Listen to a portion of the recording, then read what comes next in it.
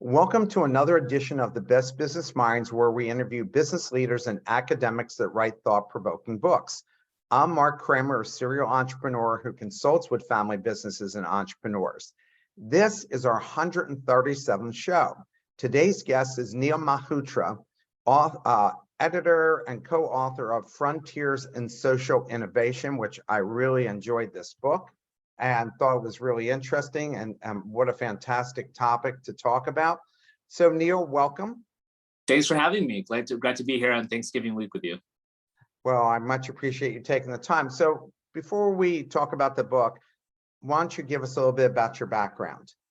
Sure. So I'm a professor at the Stanford Graduate School of Business. And at Stanford, among my many roles, I direct the Center for Social Innovation.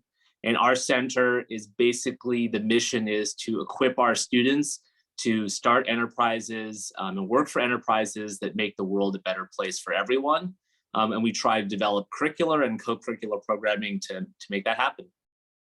Excellent, excellent. And why did you and the others put together this book? And who are you hope is going to read this book? Sure.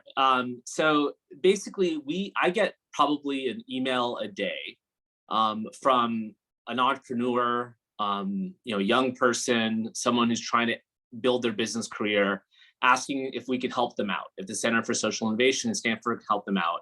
And we don't have the bandwidth to address every response. It kind of seemed unfair that some people would get our attention and others. So, I usually have to send a stock response, which is, unfortunately, we don't have the bandwidth to respond to every request we get. And I was feeling bad about that because there were so many people who wanted our advice, and we, we're just not scaling. We were reaching our students, but nobody outside of Stanford. And so I decided we just should share our knowledge and our curriculum with the world. I don't believe that ideas should be cloistered in an ivory tower. I think if we have good ideas, we should share them at low cost with as many people as possible. And so that was the motivation for me and the authors to put together the book.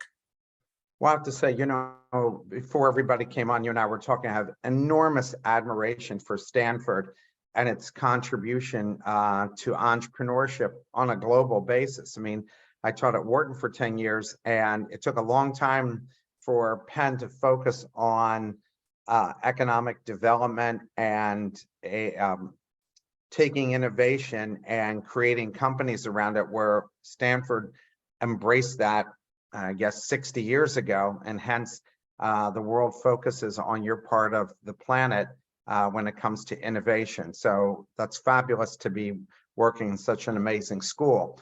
Please define and explain what is social innovation? Yeah, I think it's a very broad term, but the way we think of it and conceive of it is sort of designing and building organizations that address the UN development goals. So basically, there's many different domains, but a lot of the UN development goals are around health, improving people's health, improving sustainability environment, and increasing education and economic access. And so social innovation is designing a company that not only has a profit mission, but alongside that profit mission helps make the world a better place through the UN Sustainable Development Goals. What is a B corporation, and how does a company qualify for that? Yeah, so there's a lot of confusion because there's these B corporations and benefit corporations, and sometimes people call the benefit corporation a B corporation because it's along the lines of a C corporation. But just to kind of there's one of them is sort of a non-official thing, and one of them is sort of like a government status. So I'll talk about the government status first, which is the benefit corporation. So when you incorporate, there's many ways you can incorporate. You can incorporate as a standard limited liability corporation. You could incorporate as a nonprofit. And new option is you can also incorporate as a benefit corporation. Now, this doesn't currently provide any tax advantages in the United States, but it's sort of a way to signal that you have a double bottom line or triple bottom line focus, that you care not only about shareholder profits, but about other stakeholders. That's distinct from B Corporation, which basically an NGO certifies you. And there's like some process, there's like an online form, there's an interview process. where you can basically get registered by this organization, but essentially it's just a stamp of approval. There's no like official benefit. And I guess in my view, the future of the world has to be kind of combining the B corporation and the benefit corporation, which is, this is my personal view, I think we need to have a world where we have for-profit corporations that have tax advantages that have some certification. And you could say, well, this is going to be really complicated to do and people are going to cheat the system. Well, you could say the same thing about nonprofits, but nonprofits, work, and we have auditing systems, et cetera. And I believe we need to have more hybrid organizations, and the government has to support that. Yeah, I agree with you totally. And more so now than ever, especially with climate change, people starving in Africa, which has been going on I guess as long as I've been alive, and all the other things that we need to deal with. So these are really must-haves on a global basis. You write that social innovation focuses on 3 core concepts. What are they, and why are they important? And when I say you, I mean you and your fellow writers. Yeah, so I just want to kind of frame the book, and how I would kind of talk about 3 areas where social innovation in the 21st century is kind of different than it was in the 20th century. So one of the big themes of the book is kind of about the agnosticism of organizational form. That, if you were to think about social innovation in the 1980s and 90s, and this was basically forwarded by business schools like the Yale School of Management, it was really about nonprofit management, which is, we achieve social innovation through nonprofits, and nonprofits need to be run better and run more like businesses. That was kind of the mantra of the 1980s and 90s. And I would say that right now in the 21st century, we have a different mantra, which is that a for-profit company can also be involved in social innovation. That is not just the domain of government and nonprofits. Second, I would say is that we're having more rigor around what social innovation means, and more frameworks and a common language. So one common one that the book talks about is the theory of change, which is basically, most impact investors are going to ask you, what's your theory of change? So it's basically your logic for how the inputs and activities of your corporation lead to social outcomes and outputs in a logical way. And then finally, I think another big theme we talk about is impact measurement. So financial measurement is kind of easy. You know if you're making profits in your company. How do you know if your company is making social impact? I think that's a much more complicated question. And if we're going to have organizations that are attempting to do both things, you can't just measure your profits. You also have to measure your social impact. That's a tough thing to get through Wall Street, although you're seeing more of that happening. I mean, you're reading in the Wall Street Journal how private equity groups and foundations and pension funds are now asking more to be held accountable for what you're going to do to the world and to the people in the society that you're selling to or working in. So that's making some, I guess, significant progress still, right? Yeah, I think that's exactly right. So that's a great question. I'll try to unpack it a bit. So you see basically major private equity firms like TPG. So TPG has a growth fund, which many people invest in, but they also have a new social impact fund called the Rise Fund. These impact investing funds are growing. All the major players are starting them. They're still a niche product, like, don't get me wrong, but every kind of widespread product started out niche at some point. And the pensions, I think, are really fascinating. So right now, I would say a lot of the focus is on do no harm. So you don't want to invest in companies that might be actively doing harm. For example, let's say fossil fuel or something like that. But that might shift to not just do no harm, but what are the companies that make the biggest positive social impact? And it's very possible that pension funds could be driving this, because if you look at most pension holders, they're very pro-social people. Like if you look at CalPERS or CalSTRS, these are people that were school teachers or they worked in government for a lot of their careers. And you interview them, and a lot of them, yeah, they want a stable and safe retirement, but they also don't want their money going to companies that are damaging the planet, the environment. And they also want their money going to companies that are improving economic opportunity, educational access, healthcare. So I agree with you. I think this is potentially the future. What impact did the pandemic have on social innovation? And you share the book shares some great examples of diverse organizations working together for the common good. Yeah, so there's two specific chapters on COVID and how social innovation addressed the pandemic. But the pandemic, I mean, the book was written in the pandemic. A lot of our authors were thinking of it as they were writing their chapters. I think that the great thing that the pandemic did is it allowed a lot of democratization and allowing the government to scale up social enterprises. So you saw a lot of companies building apps to help contact tracing, to get people access to PPE, things like that. And you basically saw government organizations and seeing what the people on the ground were doing and saying, okay, these are good ideas, they can't scale. Let's use the power of government to scale. So people were doing that because they were desperate and the government needed to act quickly and they didn't have all the manpower to do so. But that could be applied to many other problems besides the pandemic. And so that's kind of what the book talks about. There's other examples of really interesting things the private sector did. So Guardant Health, this is a company that is a for-profit company. They have a multi-billion-dollar market cap, and they do a lot of cancer screening. And they said, during the pandemic, it was so hard. A lot of people forget, like now you can just go to Costco and get like all these tests because nobody wants them. But in the first early months of the pandemic, it was like hard to get your hands on a COVID test, and basically the company said, look, we're going to like deploy some of our resources because we know how to make testing products into developing COVID tests. And you just saw a lot of people from the for-profit sector, the nonprofit sector innovating because we needed it, and then the government scaling. Question from the audience. Social innovation startups are usually C Corps and not able to access grants, which are only which are not-for-profit organizations have access to them. Is that right? And when you said hybrid, does this address that issue? Well, it doesn't address it yet. So we have a video if you want to see it that we had an attorney do. You could just Google Stanford Social Innovation, Center for Social Innovation. We have all these free videos. So one of the videos is on choosing your organizational form.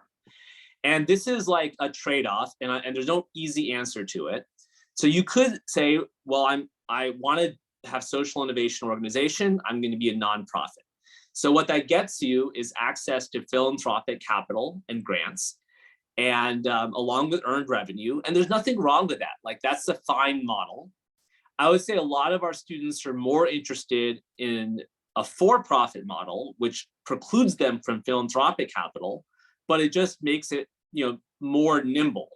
The problem is that it's very hard to go to Sand Hill Road and go to venture capital with social innovation ideas. And that's because these are typically not unicorn companies. So who's the customer? A lot of them are disadvantaged people. They're relying a lot on getting government taxpayer dollars and funneling it towards poorer people. They're not even addressing poor people in the US, but poor people around the world. This is not Uber or DoorDash, or Tesla. Like this is not the kind of typical company. And so the VC dollars are not there. So if you register as a C Corp, you're stuck in a rock and a hard place because you can't get the philanthropic capital and you can't get the VC capital. Well, so what do? Well, one nice thing about these certifications is that they can signal to alternative forms of capital, like impact investing funds, that you have dual missions. And so right now, there is a lot of impact investing dollars. There's probably not enough, but in the future, I do see the ability of social innovation organizations to get this unique type of capital. And I know the people who run these companies, they really want answers of what's your theory of change? How are you going to achieve multiple stakeholder interests? And they're just different questions than the VCs ask, which is what's your product market fit, et cetera. Well, Gates Foundation has put a lot of money toward these social innovations, as almost like you would get from Draper Fisher or any of the other venture funds. Yeah. And Ford Foundation is also putting this kind of money toward social innovation as well.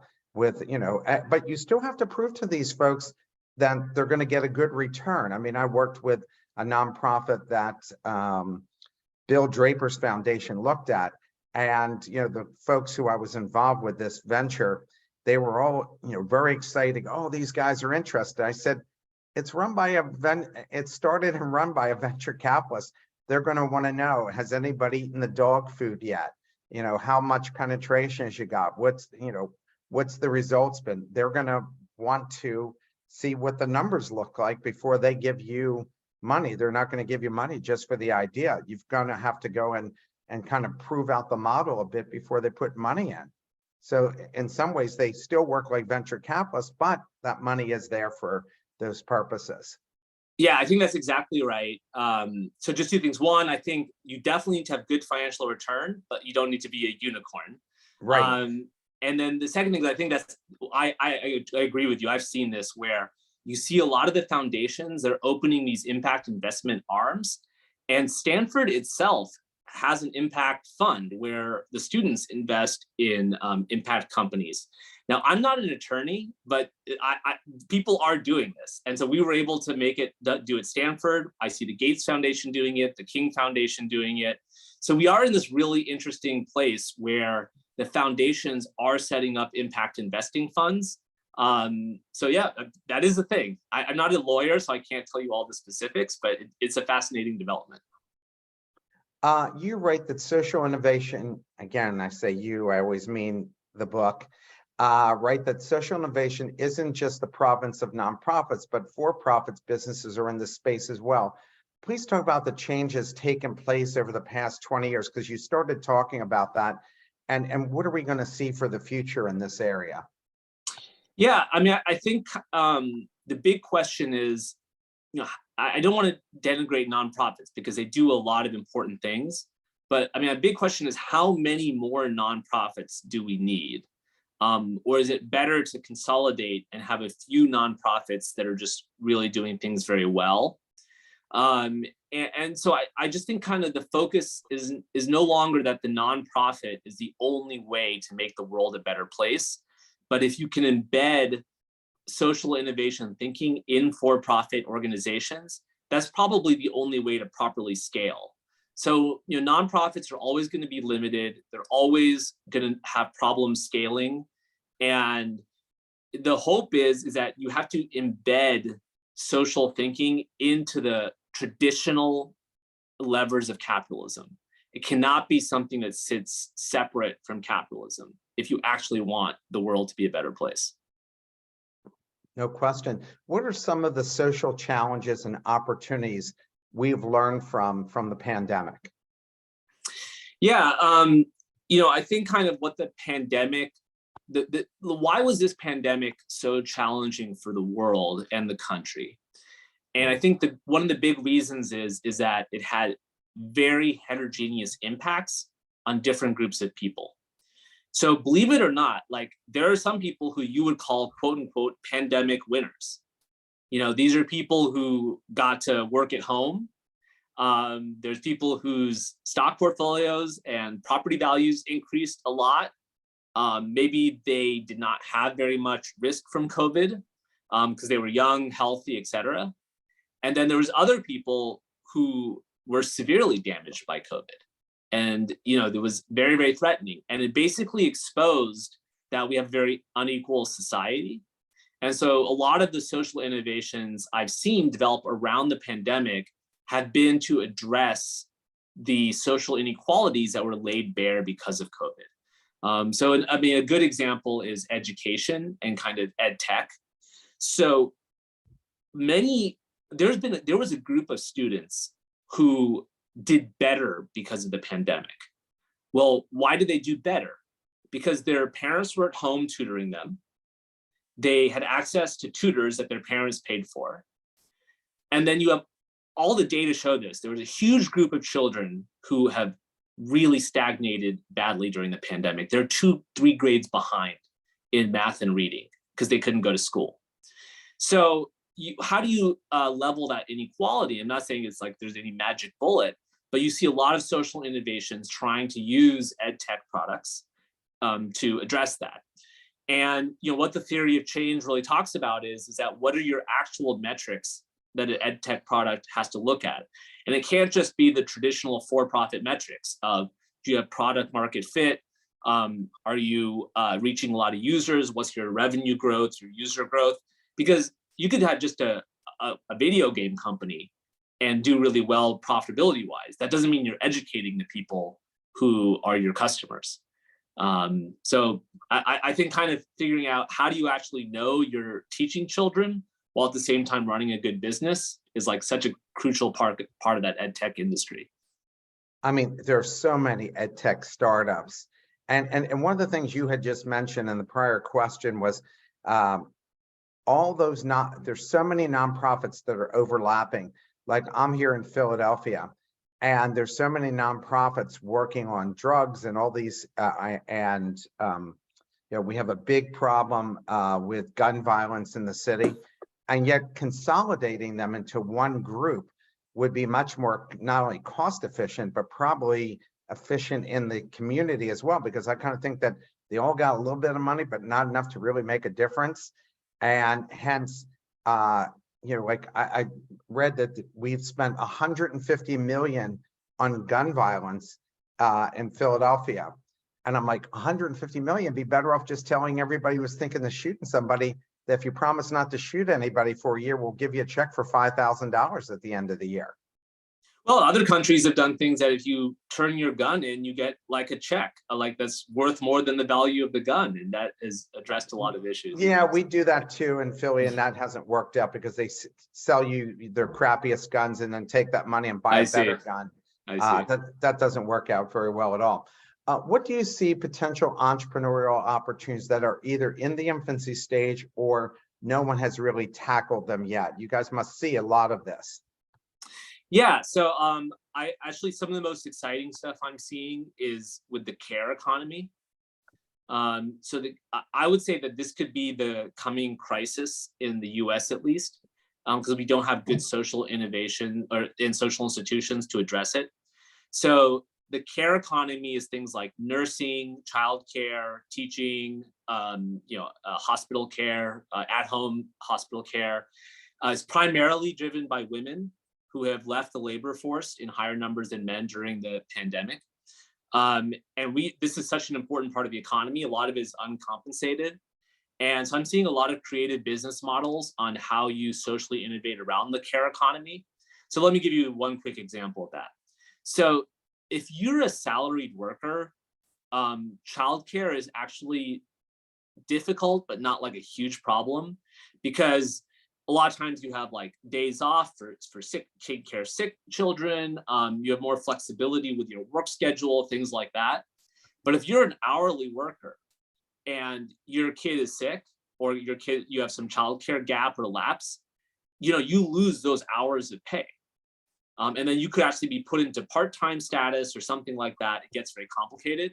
So we have one startup we incubated at Stanford, which is working with companies to set up on-site co-op daycare facilities where the workers will like come in and out to both do their job, let's say in a warehouse, and to take care of the children.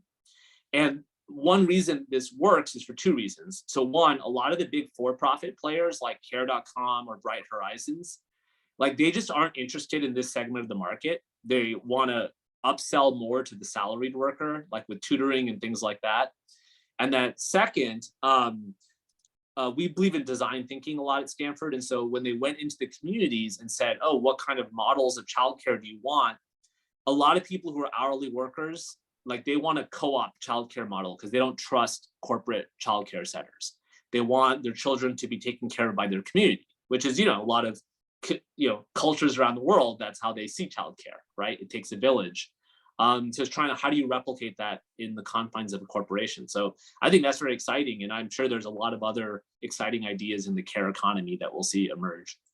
I think childcare is incredibly important, but very costly to people who don't have financial means. I worked on a plan for a woman who ran a childcare business for 20 years in a urban neighborhood. And what she was getting from the state wasn't enough for her to survive, and what the parents could afford to pay was enough. And when you really think about what it's really costing society at the end of the day by not allowing the parents to work their jobs, have the kids in a good environment, get the right education and so forth, it actually costs us more money down the road for all the bad things that are going to go and happen. But it's not really calculated into the price of or what should be spent on helping these families. Because my gosh, she could only make like $50,000 a year, having like 10 kids, and they're also maxed out on the number of kids that you could take, even if they could take more. The state has certain requirements to it. It's a complicated issue, and good to have big brains in Stanford figuring out how to make that work in a more meaningful way, where these people who work at these daycare centers, they make next to nothing to work there, and that makes it even more difficult to attract people to work there. Are you seeing investors gaining more interest in social innovation ventures? Yeah, I mean, if you were to tell me, 20 years ago or 10 years ago that TPG, which is sort of a scion of capitalism, would have like an impact investing arm, I wouldn't have believed you, but it does. And I see everybody, JP Morgan, KKR, I mean, all these people are getting interested in this space. These are the same people in the 1980s. They wrote like books like Barbarians at the Gate about these like buyout shops and everything. And now they're getting interested in social innovation. So I think that's a great thing. I think to really make it scale, I think you need one of two things. You need some government support, either through some tax advantage or something like that. Or second, you need bottom-up movement from the pension funds, because the pension funds then put pressure on the money managers like BlackRock and State Street and people like that. And then it becomes sort of like, well, the table stakes to getting capital is you have to be socially minded. So that's where we have to head. What's the biggest mistake social entrepreneurs make in trying to take their idea to help their community and/or world into a real business venture that will attract capital if they're trying to scale it? Yeah, I think that's a really good question. I mean, I would say that there's two landmines that people oftentimes run into. So one is oftentimes they conflate outcomes and outputs and activities. So they would say that, well, we're achieving social impact because we have X number of users. Well, that's an activity. Has nothing to do with your social impact. Or they would say, oh, well, we are having social impact because our test scores have improved. Well, that's getting part of the way there. But the real impact is to say, how have you improved people's lives? Do they have more money in their pockets? Are they less likely to go to jail? Are they living longer? Things like that. And that's very complicated. But if you actually want to make social impact, you have to think of the whole chain of events going through it. I would say the other problem that I think a lot of nonprofits specifically have is they're obsessed with grant and foundation funding. Like they don't have earned revenue models. And so the problem with having no earned revenue model, and I know it because I know all these people who run nonprofits, they're spending all their time fundraising and not their time thinking about their business, investing in their business, thinking of ways to grow it. So that's a problem. So I think kind of figuring out what's the right earned revenue model while still staying core to the mission. And I think this is also something very challenging for social innovation businesses, is that if you accept non-philanthropic capital, there's going to be a lot of pressure on you to change your business model to not be a social innovation organization anymore. So I see this a lot with fintech, which is, I mean, there's even big companies like SoFi, right? So these are companies that kind of started out as social companies. Mint is another one, where it's basically like, okay, you have this people, the lower end that we need, that are, need access to finance, that have problems in the financial sector, that get kind of screwed over by predatory players in the financial sector. And then once they start growing and have a successful business model, the investors are like, okay, well, now you basically just have to make this a standard financial product. Got to just take this to the regular mortgage holder, the regular credit card holder, all that kind of stuff. And so then they just changed to being a regular financial services company. So I think that's something to watch out for, is how you kind of stay true to your mission. Could you please talk about your school's Extreme program? I thought this was a really great program. What is it, the mission, and how is it impacting social entrepreneurship and innovation? And by the way, Wharton had a similar program for 50 years that I was part of for 10 years as a faculty member. So talk about this. Sure, yeah. So this is a design for extreme affordability. It's a joint venture between the business school and the design school. And basically the idea is that you start a company, but you're going into the developing economies and the developing world and having products that are extremely cheap, that people will use. So one of the most famous products that the class produced was the Embrace incubator.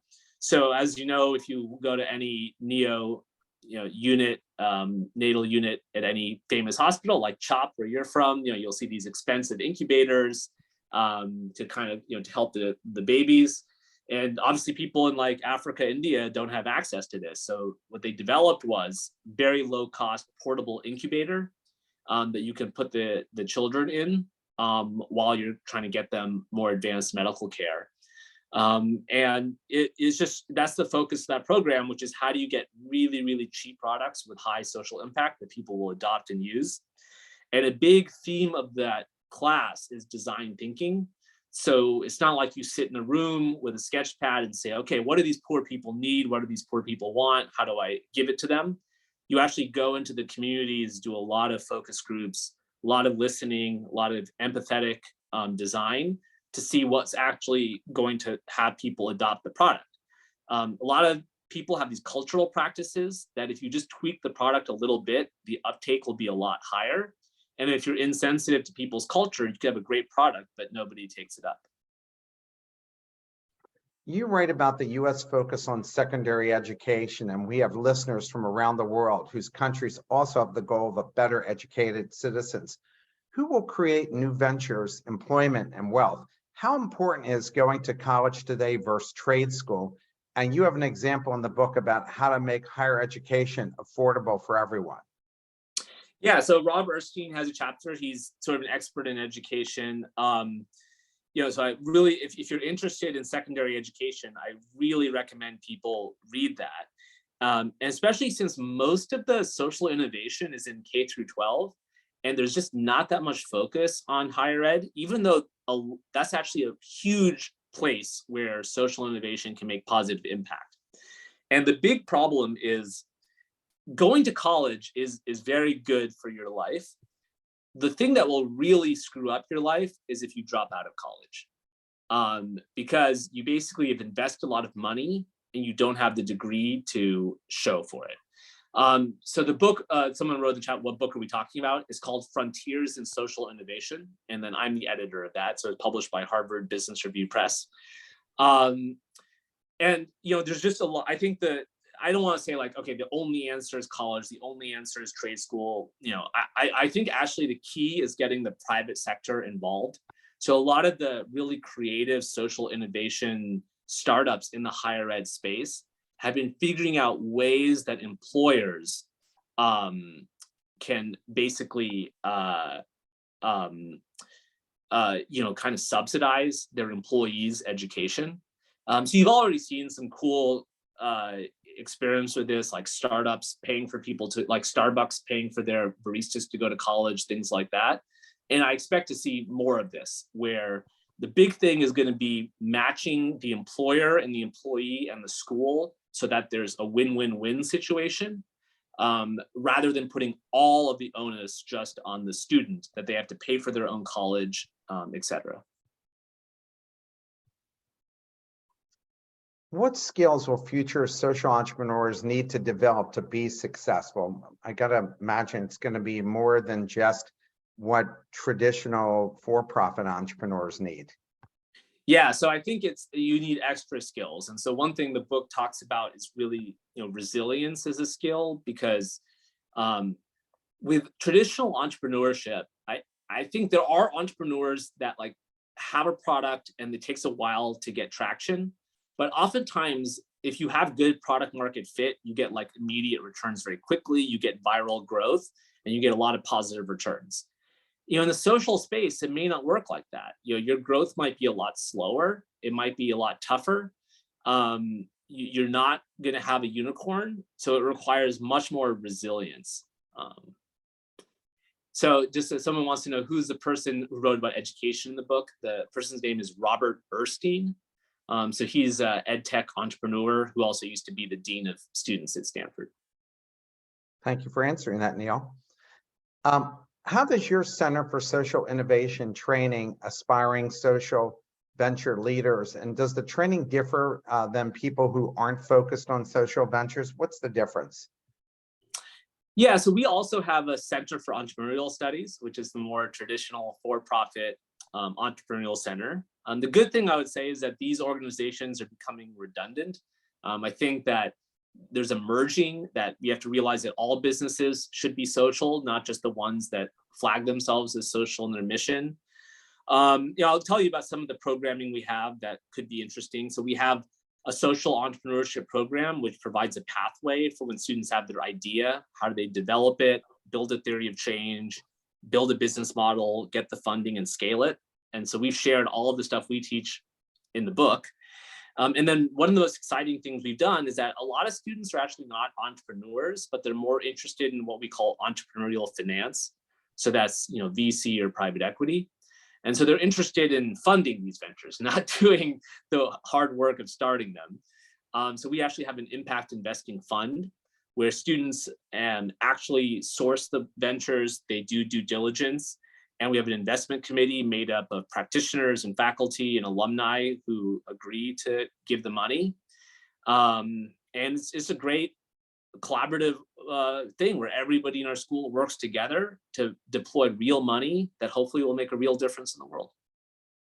Which companies have you seen at Stanford come out of these programs? You're saying, oh my gosh, these guys have really created something that's going to change the world, or at least change their part of the world. Yeah, I think that's the right way to think of it, which is to change their part of the world. So in addition to Embrace, which is the incubator one I talked about, there's another great company, D-Light, which that came out of us, which developed solar ways that people can cook in Africa, because they were using a lot of, it was bad for the environment. They were using the kerosene, but the biggest problem was that it was bad for human health because it was creating a lot of carcinogens. And so this is basically a product where people can do cooking, but everything is kind of powered by solar energy. Now, is this changing the world? No, because Africa produces such a small percentage of greenhouse gas emissions. It's not like they're solving climate change. But is this product making people's lives better in Africa? Yes, I would say it is. Do you remember who was the professor from MIT that created laptops that could be either solar powered or you could wind them up? Yeah. And it was going to be huge, but then the computer companies decided that they would lower the price so much that it made his product obsolete or not cost effective. I forget what this was, but I mean, and maybe what he did ended up spurring the computer industry to create these laptops that were going to be more cost effective. But here you could run them without electricity. Do you remember that one? I do, and that story is not a bad thing. Like, especially if you actually care about changing the world, sometimes changing a market is the real way you can do it. So another example is that there's this company called Chime, which I think is a successful company in the fintech space. And their big thing was kind of eliminating fees, all these fees that are part of the checking accounts. A lot of sociological research has found that a lot of people think like, oh, like why do people go to these check cashing facilities? And a lot of people think, oh, it's because the people who use these check cashing facilities are not very smart. Well, actually, the sociological research has shown that that's not the case, that they are pretty smart. Is that sometimes these check cashing facilities were giving them a better deal than JP Morgan or Bank of America, which were just destroying them on fees. And if you actually go into a check cashing facility, it looks like a McDonald's. Like they have like very transparent pricing. The interest rates are very high, but like there's no like hidden fees or anything like that.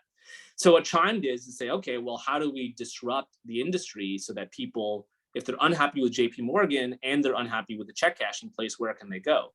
Well, after this company started, all these other companies, Bank of America, JP Morgan, started getting rid of all their fees, because they knew they just couldn't get away with it anymore. Now, is that hurting Chime? Obviously it is, but is it better for the world that you're pushing industry players to behave more socially responsibly? That's great. I think that's ultimately anybody's goal who does these nonprofit ventures, is if they can change the world in a positive way. I mean, that was the idea behind the microloans until all the big banks said, oh my gosh, the interest we could earn on these things.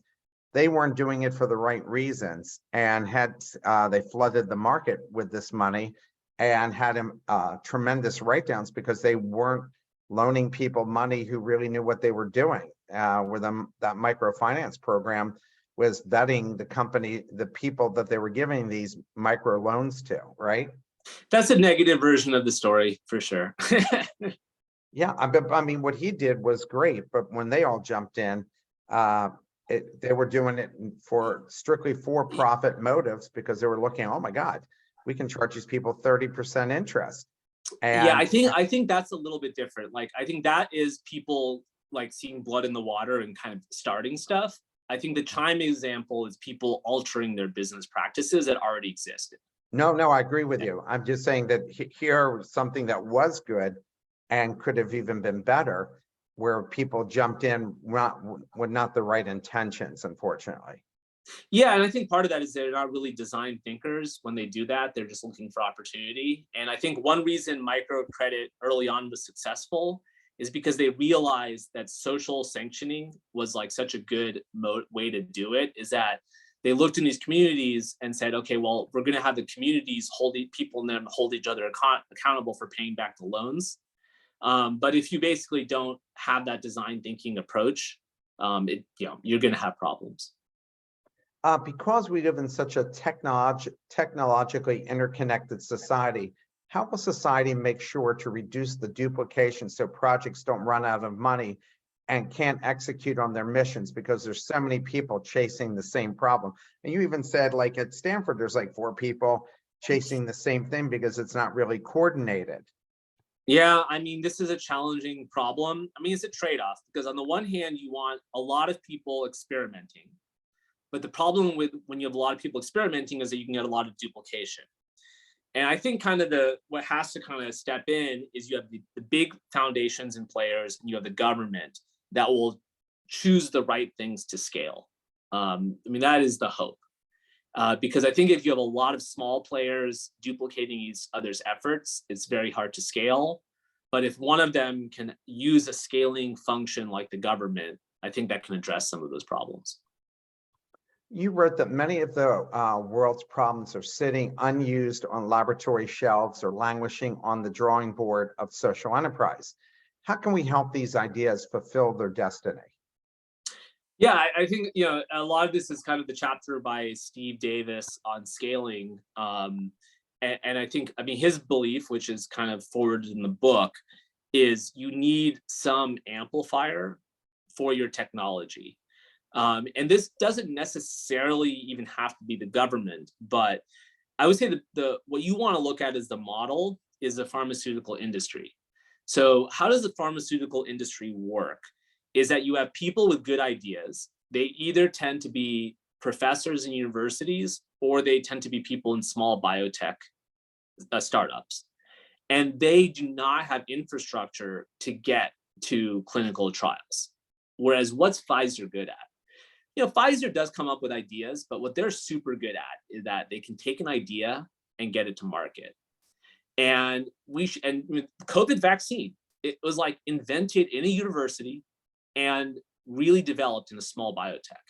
But the reason why that vaccine was in everybody's arms was because Pfizer was able to scale it. So you need all 3 things. You need the idea in the university, you need the small startup who's innovating, and you need the big player, whether it's a government or a big multinational, to truly scale it. So encourage your listeners to like think, which is how can they apply the logic of the pharmaceutical industry, which has a lot of success stories, to their own social enterprise, to your own social problem. Yeah, I think that a lot of people don't even understand how the pharmaceutical industry works, that you're drilling for oil and you hit and it's a very expensive drill, and you could spend $1 billion and still come up with nothing at the end of the day. And even COVID, to not cure it, but keep it in a way that people weren't dying, that actually was 10 years in the making. People thought, hey, they just put this together in 9 months. But I think it was like 10, 15 years of research and development, and it just ended up being sped up much quicker. And because the technology now allowed for better collaboration, all of this moved everything forward in a way that saved so many lives. Yeah, but we have very good system to accomplish that. So, you know, the universities, which are nonprofit, can take on a lot of the risk because they're, you know, being subsidized by society. And so it's not like Pfizer has to take on all of that risk, right? They can see what are the ideas that are emerging from the scientific community and then pick and choose the ones that have the most promise. So I just figure, like, when you have other high risk stuff as well that has high social benefit, that's a good model. Yeah, and the pharmaceutical companies do rely on the small companies, because I remember being toured by a CEO of one of the major pharmaceutical companies, and he was saying, you know, because we have so much in the bank that there's not this sense of urgency among the researchers, where when we've invested in these startups that realize that if they don't produce quickly and work 14 hours a day, 6 days a week, or whatever that number is, that they'll be out of business. And hence a good chunk of their pipeline ends up coming from these smaller companies. And that's been traditionally the way it's been, at least for the last 30, 40 years. Yeah, and now it's even formalized. I would say almost every, if not every, major pharmaceutical player has a venture capital division that is basically looking and sourcing for biotech startups.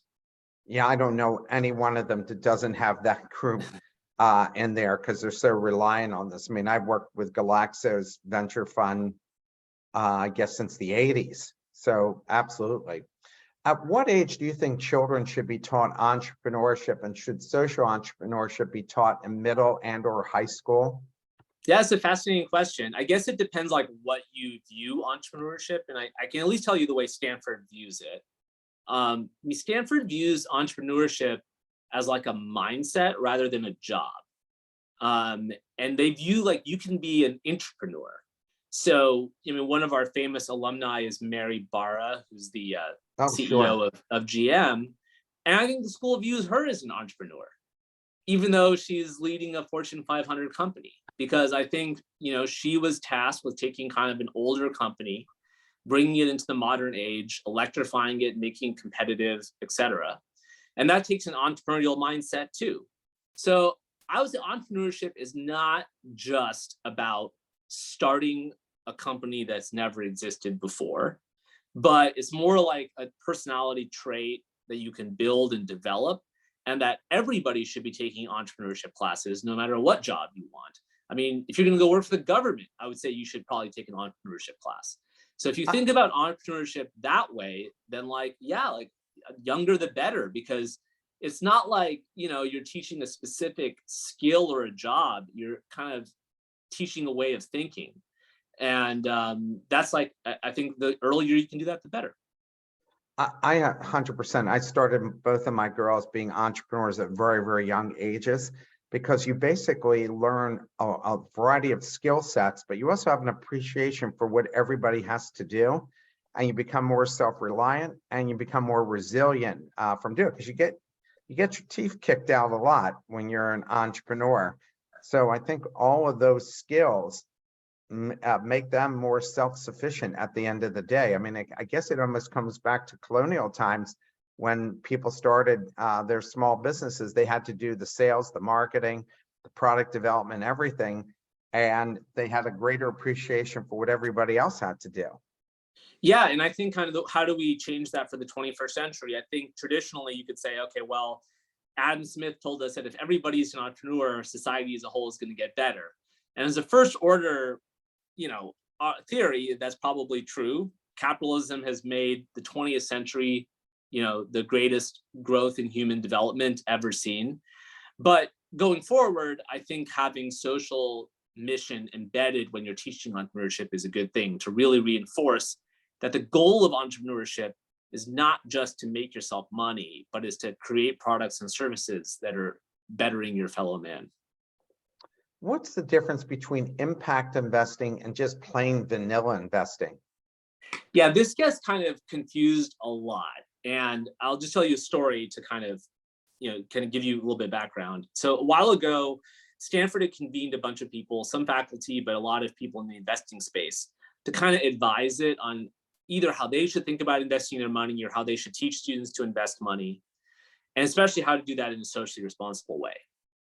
And many of the people there who are from investing firms, they kind of had this view, which is, if you are socially minded, you'll make the most money.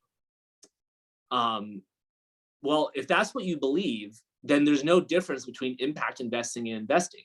You should just invest, because that's what's it being socially minded makes you the most money. You should just focus on making the most money. So impact investing is different. It's saying that traditionally with investing, we're trying to balance risk and return. And impact investing says there's a third dimension, which is social impact. So how do you consider all of these things? Social impact, risk, and return. And that means you actually might make lower risk-adjusted returns if you want to make a social impact. And I think that's a different way of thinking, because most people in this space just want to think you will never have to compromise a risk-adjusted return. If that's what you believe, there is no purpose to the field of impact investing. Well, what's measuring social? Why is measuring social impact so hard? Well, this kind of goes to it, which is if you're going to balance risk, return, and impact, you have to measure the impact somehow. And what's complicated is that your intervention, we actually don't know what's the causal effect of your intervention on the world. So, you deploy this ed tech technology. Does that actually improve test scores? Does it actually increase people's well-being and their quality of life? That's all really hard stuff to measure. It usually takes expensive academic studies, expensive randomized controlled trials that people don't have access to. So, I think a lot of funds are doing the best they can. So TPG has this idea called the impact multiple of money, where they take existing research and estimate what is the social impact of the dollars they're investing. If it can clear a hurdle rate, something like 2.5x, they can then say, okay, given this impact constraint, let's choose the investments that have the highest return. So is that methodology perfect? I'm sure it's not, but it's actually a rigorous way to balance these three things. What will it take for the world to embrace socially conscious investing as the primary way of deploying capital rather than just being a niche product? I think it's going to have to take regular investors to take control of corporate governance. So I gave the example of pension holders before, right? So if pension people at pensions say, this is what we demand of how our money is managed, they have so much money, right? Because it's their earnings, their whole life. They can move the needle, right? And the other example is, and I don't know a good solution to this, but it's something for your listeners to think about, is how do you get normal people involved in corporate governance?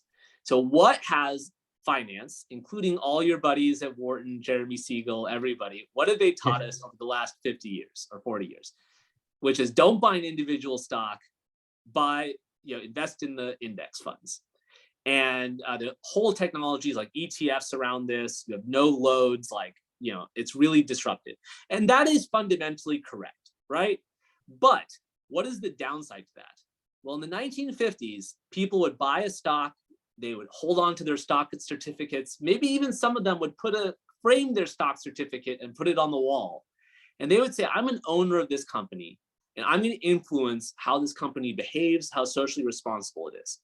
Now, I would ask your listeners, many of whom probably have listened to Jeremy Siegel, many of whom have index funds, et cetera, or they have ETFs. they probably get something in the mail from Fidelity or Vanguard or something, which says important documents, Yeah. important governance documents, open immediately. And how many people throw that into the recycling bin immediately? And almost everybody does.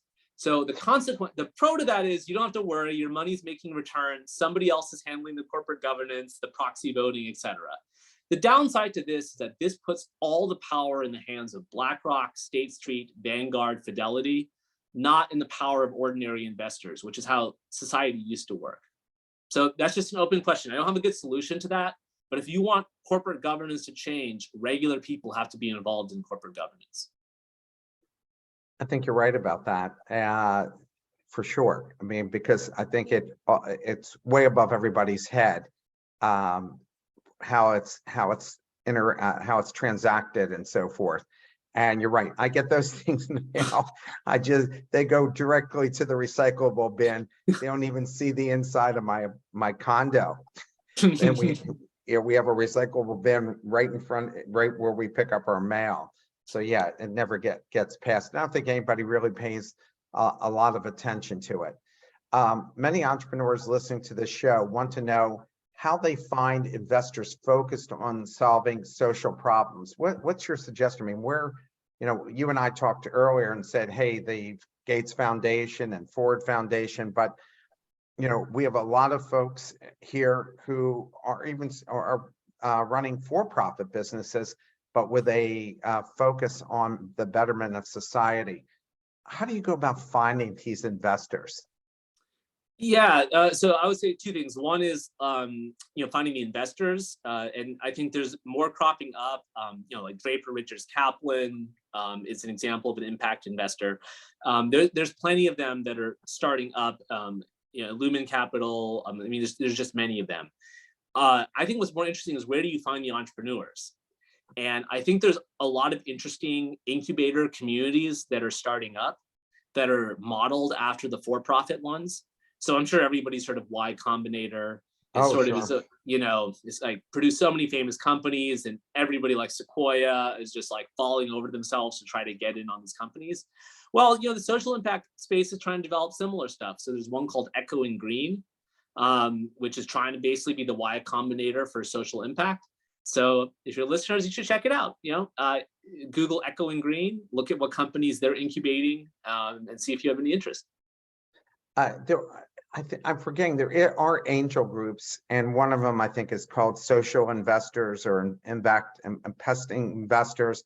But there are groups out there targeted at this market, and also contacting schools like Stanford and Wharton, where they actually know who these folks are, or may even have their own funds that are deployed, are also good places to go and start.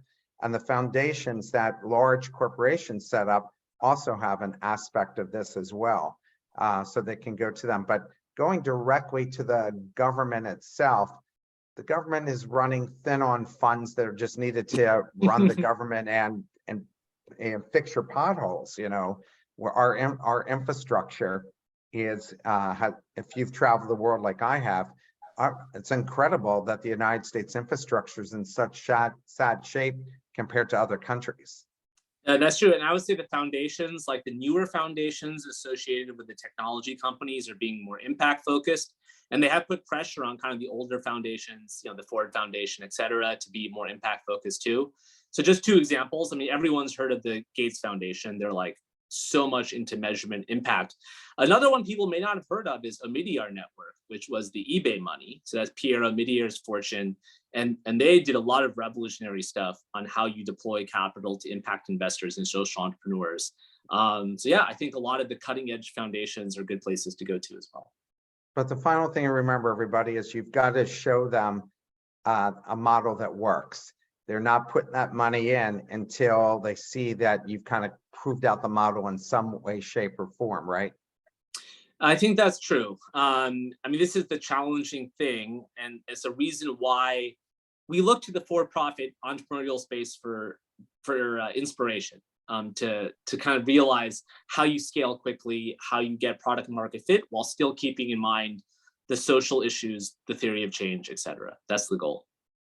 Neil, thank you so much for sharing about this book. And information in this particular area, which is so important for the future of the world in general. And you're doing great work, and that book is going to have a big impact around the world. So thank you again for taking the time to speak with us. Thanks for having me, and happy Thanksgiving. Everybody have a happy Thanksgiving. Please be safe, and we'll look forward to seeing you all at our regular time next Friday. Take care.